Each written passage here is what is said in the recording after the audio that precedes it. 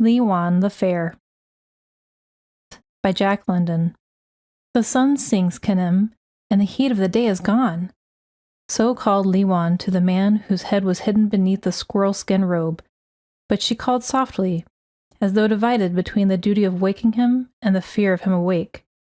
For she was afraid of this big husband of hers, who was like unto none of the men she had known.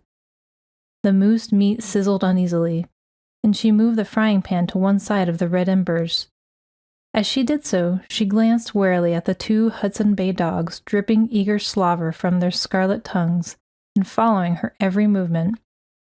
They were huge, hairy fellows, crouched to leeward in the thin smoke wake of the fire to escape the swarming myriads of mosquitoes.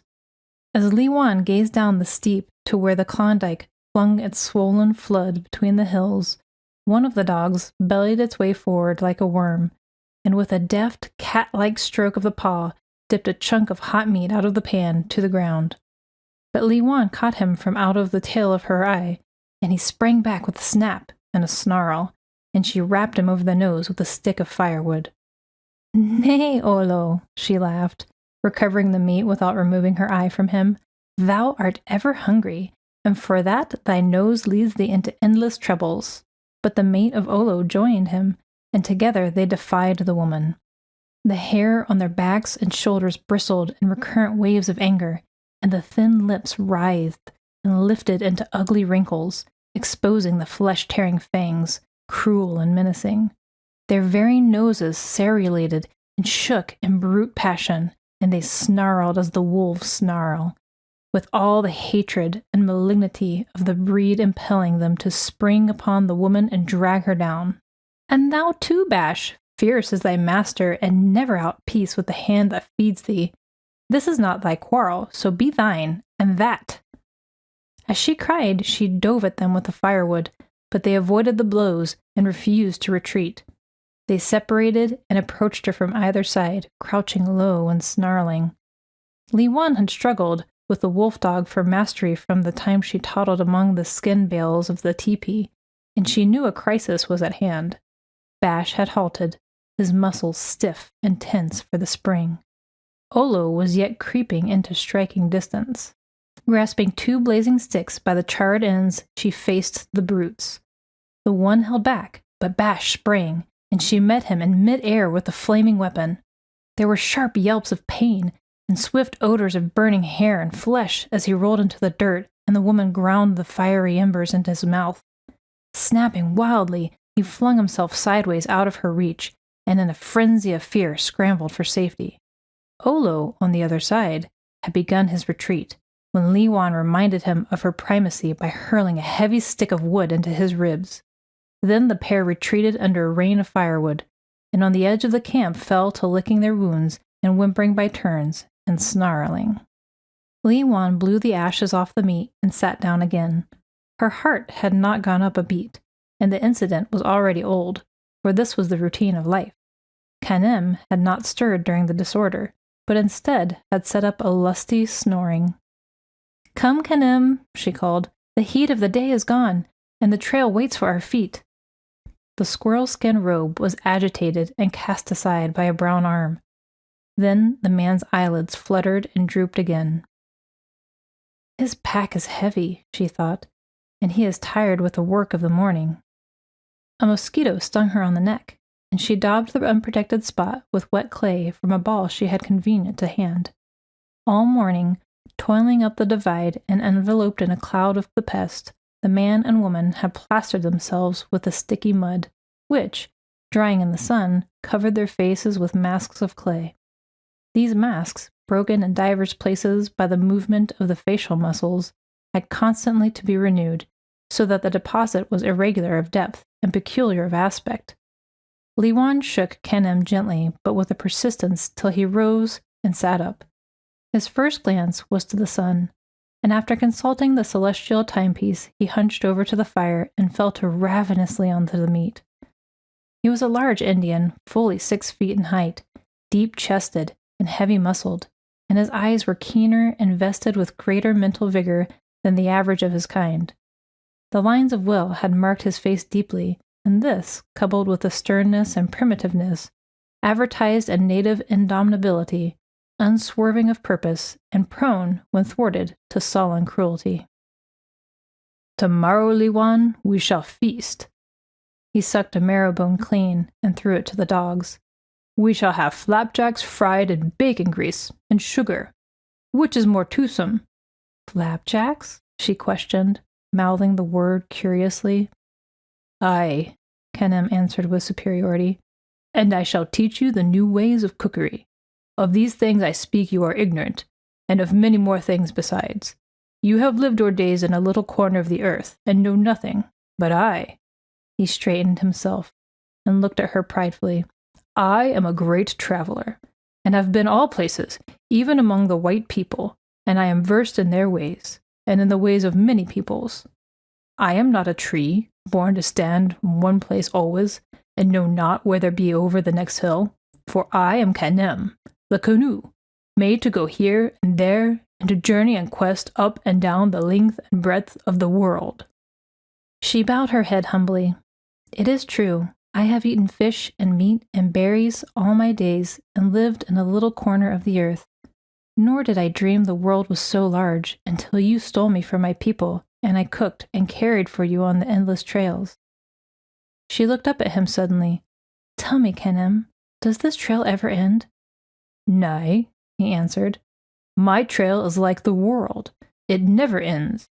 My trail is the world, and I have traveled it since the time my legs could carry me, and I shall travel it until I die. My father and my mother may be dead, but it is long since I looked upon them, and I do not care. My tribe is like your tribe. It stays in one place, which is far from here. But I care not for my tribe, for I am Kenem the canoe." "And must I, Liwan, who am weary, travel always your trail until I die?" "You, Liwan, are my wife, and the wife travels the husband's trail wherever it goes. It is the law. And were it not the law, yet would it be the law of Kenem, who is lawgiver unto himself and his." She bowed her head again, for she knew no other law than the man that was master of the woman. "Be not in haste," Kenem cautioned her, as she began to strap the meager camp outfit to her pack. "The sun is yet hot, and the trail leads down and the footing is good." She dropped her work obediently and resumed her seat. Kenem regarded her with speculative interest. "You do not squat on your hams like other women," he remarked. "No," she answered. "It never came easy. It tires me, and I cannot take my rest that way." "And why is it your feet point not straight before you?" "I do not know, save that they are unlike the feet of other women." A satisfied light crept into his eyes, but otherwise he gave no sign. "Like other women, your hair is black, but have you ever noticed that it is soft and fine, softer and finer than the hair of other women?" "I have noticed," she answered shortly, for she was not pleased at such cold analysis of her sex deficiencies. "It is a year now since I took you from your people," he went on, "and you are nigh and shy and afraid of me as when I first looked upon you. How does this thing be?" Liwan shook her head. "I am afraid of you, Kenem. You are so big and strange. And further, before you looked upon me, I was even afraid of the young men. I do not know. I cannot say. Only it seemed, somehow, as though I should not be for them. As though—" "Aye," he encouraged, impatient after her faltering. "As though they were not my kind." "Not your kind?" he demanded slowly. "Then what is your kind?" "I do not know. She shook her head in a bewildered manner. "I cannot put into words the way I felt. It was strangeness to me. I was unlike other maidens who sought the young men slyly. I could not care for the young men that way. It would have been a great wrong, it seemed, and an ill deed." "What is the first thing you remember?" Kenem asked with abrupt irreverence. "Powhatan, my mother." "And naught else before Powhatan?" "Naught else." But Kenem, holding her eyes with his, searched her secret soul and saw it waver. Think, and think hard, Liwan, he threatened. She stammered, and her eyes were piteous and pleading, but his will dominated her and wrung from her lips the reluctant speech. But it was only dreams, Kenem, ill dreams of childhood, shadows of things not real, visions such as dogs sleeping in the sun warmth, behold and whine out against. Tell me, he commanded, of the things before Powhatan, your mother. They are forgotten memories, she protested. As a child, I dreamed awake, with my eyes open to the day, and when I spoke of the strange things I saw, I was laughed at, and the other children were afraid and drew away from me. And when I spoke of the things I saw to Powhatan, she chided me and said they were evil. Also, she beat me. It was a sickness, I believe, like the falling sickness that comes to old men. And in time, I grew better and dreamed no more. And now, I cannot remember. She brought her hand in a confused manner to her forehead. They are there, somewhere, but I cannot find them, only... Only, Kanam repeated, holding her. Only one thing. But you will laugh at its foolishness. It is so unreal. Nay, Liwan, dreams are dreams. They may be memories of other lives we have lived. I was once a moose. I firmly believe I was once a moose. What of the things I have seen in dreams and heard? Strive as he would to hide it, a growing anxiety was manifest. But Li Wan, groping after the words with which to paint the picture, took no heed. I see a snow-tramped space among the trees, she began, and across the snow the sign of a man where he has dragged himself heavily on hand and knee. And I see, too, the man in the snow, and it seems I am very close to him when I look. He is unlike real men, for he has hair on his face, much hair, and the hair of his face and head is yellow like the summer coat of the weasel. His eyes are closed, but they open and search about. They are blue like the sky, and look into mine and search no more. And his hand moves slow as from weakness, and I feel... I? Kenem whispered hoarsely. You feel? No, no, she cried in haste. I feel nothing. Did I say feel? I did not mean it. It could not be that I should mean it. I see, and I see only, and that is all I see, a man in the snow, with eyes like the sky and hair like the weasel. I have seen it many times, and always it is the same, a man in the snow. And do you see yourself? He asked, leaning forward and regarding her intently. Do you ever see yourself and the man in the snow? Why should I see myself? Am I not real? His muscles relaxed and he sank back, an exultant satisfaction in his eyes, which he turned from her so that she might not see. I will tell you, Liwan, he spoke decisively. You were a little bird in some life before, a little moose bird, when you saw this thing, and the memory of it is with you yet. It is not strange. I was once a moose, and my father's father after became a bear. So said the shaman, and the shaman cannot lie. Thus, on the trail of the gods we pass from life to life, and the gods know only and understand. Dreams and the shadow of dreams be memories, nothing more, and the dog, whining asleep in the sun warmth, doubtless sees and remembers things gone before. Bash, there, was a warrior once. I do firmly believe he was once a warrior. Kenem tossed a bone to the brute and got up to his feet. Come, let us be gone. The sun is yet hot, but it will get no cooler. And these white people? What are they like? Li Wan made bold to ask. Like you and me, he answered, only they are less dark of skin. You will be among them ere the day is dead. Kenem lashed the sleeping robe to his 150-pound pack, smeared his face with wet clay, and sat down to rest till Li Wan had finished loading the dogs. Olo cringed at the sight of the club in her hand, and gave no trouble when the bundle of 40 pounds and odd was strapped upon him.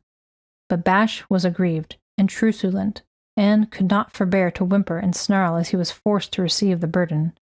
He bristled his back and bared his teeth as she drew the straps tight, the while throwing all the malignancy of his nature into the glances shot at her sideways and backward. and Kanem chuckled and said, "Did I not say he was once a very great warrior? These furs will bring a price," he remarked, as he adjusted his head strap and lifted his pack clear of the ground. "A big price. The white men pay well for such goods, for they have no time to hunt, and are soft to the cold. Soon shall we feast, Liwan, and you have feasted never in all the lives you have lived before." She grunted acknowledgment and gratitude for her lord's condescension, slipped into the harness, and bent forward to the load. "The next time I am born, I would be born a white man," he added, and swung off down the trail which divided into the gorge at his feet. The dogs followed close at his heels, and Liwan brought up the rear.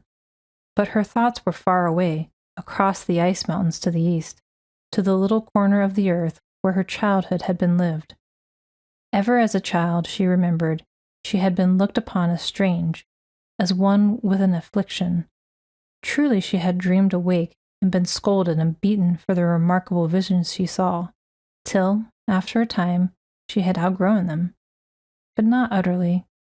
Though they troubled her no more waking, they came to her in her sleep, grown woman that she was, and many a night of nightmare was hers, filled with fluttering shapes, vague and meaningless.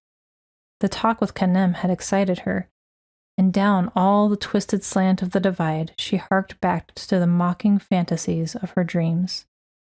"Let us take breath," Kanem said, when they had tapped midway the bed of the main creek. He rested his pack on a jutting rock, slipped the head strap, and sat down. Liwan joined him, and the dogs sprawled panting on the ground beside them. At their feet rippled the glacial drip of the hills, but it was muddy and discolored, as if soiled by some commotion of the earth. "Why is this?" Liwan asked. "Because of the white men who work in the ground. Listen." He held up his hand, and they heard the ring of pick and shovel and the sound of men's voices. "They are made mad by gold, and work without ceasing that they may find it. Gold? It is yellow and comes from the ground, and is considered of great value. It is also a measure of price." But Liwan's roving eyes had called her attention from him. A few yards below, and partly screened by a clump of young spruce, the tiered logs of a cabin rose to meet its overhanging roof of dirt. A thrill ran through her, and all her dream phantoms roused up and stirred about uneasily. "Kanem," she whispered in an agony of apprehension. "Kanem, what is that?" "The white man's tepee, in which he eats and sleeps." She eyed it wistfully, grasping its virtues at a glance, and thrilling again at the unaccountable sensations it aroused. "It must be very warm in time of frost," she said aloud, though she felt that she must make strange sounds with her lips. She felt impelled to utter them, but did not, and the next instant Kanem said, "It is called a cabin." Her heart gave a great leap. The sounds, the very sounds. She looked about her in sudden awe. How should she know that strange word before ever she heard it? What could be the matter? And then, with a shock, half of fear and half of delight, she realized that for the first time in her life there had been sanity and significance in the promptings of her dreams. "Cabin," she repeated to herself. "Cabin." An incoherent flood of dream stuff welled up and up till her head was dizzy and her heart seemed bursting. Shadows and looming bulks of things and unintelligible associations fluttered and whirled about, and she strove vainly with her consciousness to grasp and hold them, for she felt that there, in the welter of memories, was the key of the mystery. Could she but grasp and hold it, all would be clear and plain. "O Kanem! O Powhatan! O shades and shadows, what was that?" She turned to Kanem, speechless and trembling, the dream stuff in mad, overwhelming riot. She was sick and fainting, and could only listen to the ravishing sounds which proceeded from the cabin in wonderful rhythm. "Fiddle," Kanem vouchsafed. But she did not hear him, for in the ecstasy she was experiencing, it seemed at last that all things were coming clear. Now, she thought. A sudden moisture swept into her eyes, and the tears trickled down her cheeks. The mystery was unlocking, but the faintness was overpowering her, If only she could hold herself long enough. If only. But the landscape bent and crumpled up, and the hills swayed back and forth across the sky as she sprang upright and screamed, "Daddy! Daddy!" Then the sun reeled, and the darkness smote her, and she pitched forward limp and headlong among the rocks. Kanem looked to see if her neck had been broken by the heavy pack, grunted in satisfaction, and threw water upon her from the creek. She came to slowly, with choking sobs, and sat up. "It is not good, the hot sun on the head," he ventured. And she answered, "No, it is not good, and the pack bore upon me hard." "We shall camp early, so that you may sleep long and win strength," he said gently. "And if we go now, we shall be the quicker to bed." Li Wan said nothing, but tottered to her feet in obedience and stirred up the dogs. She took the swing of his pace mechanically and followed him past the cabin, scarce daring to breathe. But no sounds issued forth, though the door was open and smoke curling upward from the sheet-iron stovepipe. They came upon a man in the bend of the creek, white of skin and blue of eye, and for a moment Li Wan saw the other man in the snow, but she saw dimly, for she was weak and tired from what she had undergone. Still she looked at him curiously, and stopped with Kanem to watch him at his work. He was washing gravel in a large pan with a circular, tilting movement, and as they looked, giving a deft flirt, he flashed up the yellow gold in a broad streak across the bottom of the pan. "Very rich, this creek," Kanem told her as they went on. "Sometime I will find such a creek, and then I shall be a big man." Cabins and men grew more plentiful, till they came to where the main portion of the creek was spread out before them. It was the scene of vast devastation. Everywhere the earth was torn and rent as though by a Titan struggle. Where there were no upthrown mounds of gravel, great holes and trenches yawned, and chasms where the thick rime of the earth had been peeled to bedrock. There was no worn channel for the creek, and its waters, dammed up, diverted, flying through the air on giddy flumes, trickling into sinks in low places, and raised by huge water wheels, were used and used again 1,000 times. The hills had been stripped of their trees, and their raw sides gored and perforated by great timber slides and prospect holes. And over all, like a monstrous race of ants, was flung an army of men, mud-covered, dirty, disheveled men, who crawled in and out of the holes of their digging, crept like big bugs along the flumes, and toiled and sweated at the gravel heaps which they kept in constant unrest. Men, as far as the eye could see, even to the rims of the hilltops, digging, tearing, and scouring the face of nature. Li Wan was appalled at the tremendous upheaval. "Truly, these men are mad," she said to Kanem. "Small wonder. The gold they dig after is a great thing," he replied. "It is the greatest thing in the world." For hours they had threaded the chaos of greed, Kanem eagerly intent, Li Wan weak and listless. She knew she had been on the verge of disclosure, and she felt that she was still on the verge of disclosure, but the nervous strain she had undergone had tired her, and she passively waited for the thing, she knew not what, to happen. From every hand her senses snatched up and conveyed to her innumerable impressions, each of which became a dull excitation to her jaded imagination. Somewhere within her, responsive notes were answering to the things without. Forgotten and undreamed of correspondences were being renewed, and she was aware of it in an incurious way, and her soul was troubled, but she was not equal to the mental exaltation necessary to transmute and understand.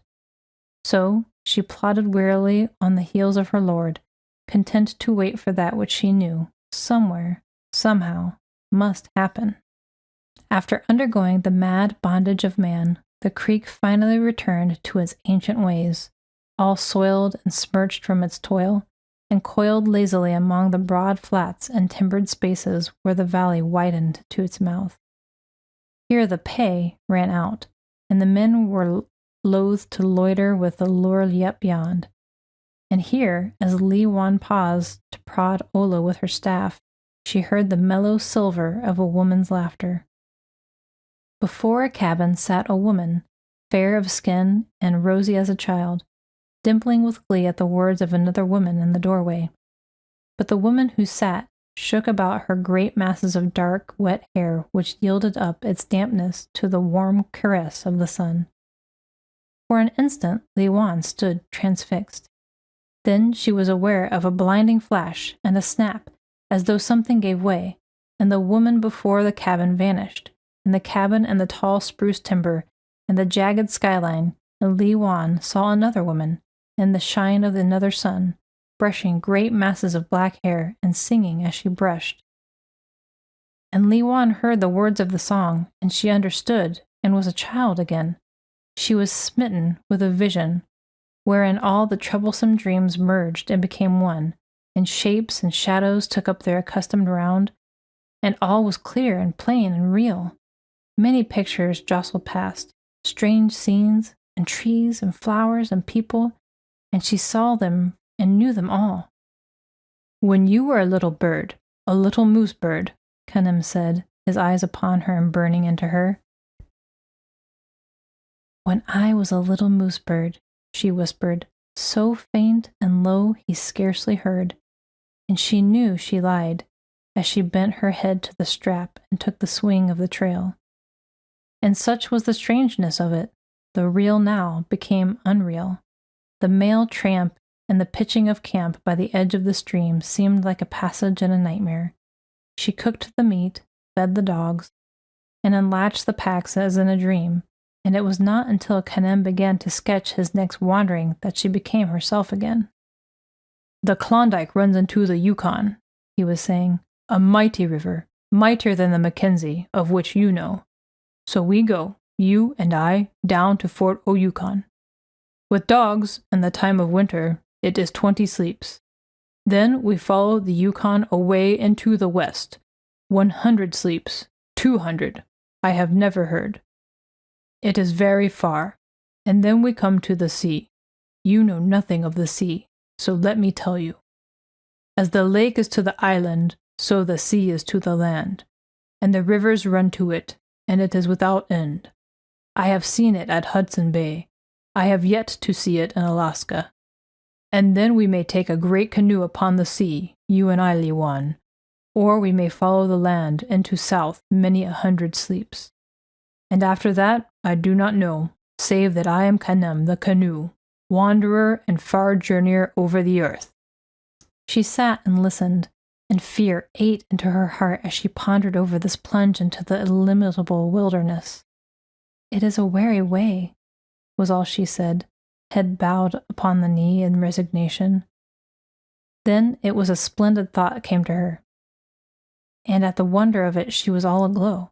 She went down to the stream and washed the dry clay from her face. When the ripples died away, she stared long at her mirrored features. But sun and weatherbeat had done their work, and what of roughness and bronze, her skin was not soft and dimpled as a child's, but the thought was still splendid, and the glow unabated, as she crept in beside her husband under the sleeping robe. She lay awake, staring up at the blue of the sky, and waiting for Khanum to sink into the first deep sleep. When this came about, she wormed slowly and carefully away, tucked the robe around him, and stood up. At her second step, Bash growled savagely. She whispered persuasively to him and glanced at the man. Khanum was snoring profoundly. Then she turned, and with swift, noiseless feet, sped up the back trail. Mrs. Evelyn Van Wyck was just preparing for bed. Bored by the duties put upon her by society, her wealth, and her widowed blessedness, she had journeyed into the Northland and gone to housekeeping in a cozy cabin on the edge of the diggings. Here, aided and abetted by her friend and companion, Myrtle Giddings, she played at living close to the soil and cultivated the primitive with refined abandon. She strove to get away from the generations of culture and parlor selection, and sought the earth grip her ancestors had forfeited. Likewise, she induced mental states which she fondly believed to approximate those of the stone folk, and just now, as she put upon her hair for the pillow, she was indulging her fancy with a Paleolithic wooing. The details consisted principally of cave dwellings and cracked marrow bones, intersprinkled with fierce carnivora, hairy mammoths, and combats with rude, flaked knives of flint. But the sensations were delicious. And as Evelyn Van Wyck fled through the somber forest aisles before the too arduous advances of her slanted brow, skin-clad wooer, the door of the cabin opened, without the courtesy of a knock, and a skin-clad woman, savage and primitive, came in. Mercy! With a leap that would have done credit to a cave woman, Miss Giddings landed in safety behind the table. But Mrs. Van Wyck had held her ground. She noticed that the intruder was laboring under a strong excitement, and cast a swift glance backward to assure herself that the way was clear to the bunk, where the big Colt revolvers lay beneath the pillow. "Greeting, O women of the wondrous hair," said Li Wan, but she said it in her own tongue, the tongue spoken in but a little corner of the earth, and the woman did not understand. "Shall I go for help?" Miss Giddings quavered. "The poor creature is harmless, I think," Mrs. Van Wyck replied. "And just look at her skin clothes, ragged and trail-worn and all that. They are certainly unique. I shall buy them for my collection. Get my sack, Myrtle, please, and set up the scales." Li Wan followed the shaping of the lips, but the words were unintelligible, and then, for the first time, she realized, in a moment of suspense and indecision, that there was no medium of communication between them. And at the passion of her dumbness, she cried out, with arms stretched wide apart, "O woman, thou art sister of mine!" The tears coursed down her cheeks as she yearned towards them, and the break in her voice carried the sorrow she could not utter. But Miss Giddings was trembling, and even Mrs. Van Wyck was disturbed. "I would live as you live. The ways are my ways, and our ways be one. My husband is Canem, the canoe, and he is big and strange, and I am afraid. His trail is all the world and never ends, and I am weary. My mother was like you, and her hair was as thine, and her eyes, and life was soft to me then, and the sun warm." She knelt humbly and bent her head at Mrs. Van Wyck's feet, but Mrs. Van Wyck drew away, frightened at her vehemence. Li Wan stood up, panting for speech. Her dumb lips could not articulate her overmastering consciousness of kind. "Trade? You trade?" Mrs. Van Wyck questioned, slipping, after the fashion of the superior peoples, into pigeon tongue. She touched Li Wan's ragged skins to indicate her choice, and poured several hundreds of gold into the blower. She stirred the dust about and trickled its yellow luster temptingly through her fingers. But Li Wan saw only the fingers, milk-white and shapely, tapering daintily to the rosy, jewel-like nails. She placed her own hand alongside, all work-worn and calloused, and wept. Mrs. Van Wyck misunderstood. "Gold," she encouraged. "Good gold. You trade? You change for change?" And she laid her hand again on Li Wan's skin garments. "How much? You sell? How much?" she persisted, running her hand against the way of the hair, so that she might make sure of the sinew thread seam. But Li Wan was deaf as well, and the woman's speech was without significance. Dismay at her failure sat upon her. How could she identify herself with these women? For she knew that they were one of the breed, blood sisters among men and women of men. Her eyes roved wildly about the interior, taking in the soft draperies hanging around, the feminine garments, the oval mirror, and the dainty toilet accessories beneath. And the things haunted her, for she had seen like things before, and she had looked at them. Her lips involuntarily formed sounds which her throat trembled to utter. Then a thought flashed upon her, and she steadied herself. She must be calm. She must control herself, for there must be no misunderstandings this time, or else. And she shook with a storm of suppressed tears and steadied herself again. She put her hand on the table. "Table," she said clearly and distinctly enunciated. "Table," she repeated. She looked at Mrs. Van Wyck, who nodded approbation. Li Wan exulted, but brought her will to bear and held herself steady. "Stove," she went on. "Stove." And at every nod of Mrs. Van Wyck, Li Wan's excitement mounted, now stumbling and halting, and again in feverish haste, As the recrudescence of forgotten words was fast or slow, she moved about the cabin, naming article after article, and when she paused finally, it was a triumph, with body erect and head thrown back, expectant, waiting. Cat, Mrs. Van Wyck, laughing, spelled out in kindergarten fashion. I see the cat catch the rat. Li Wan nodded her head seriously.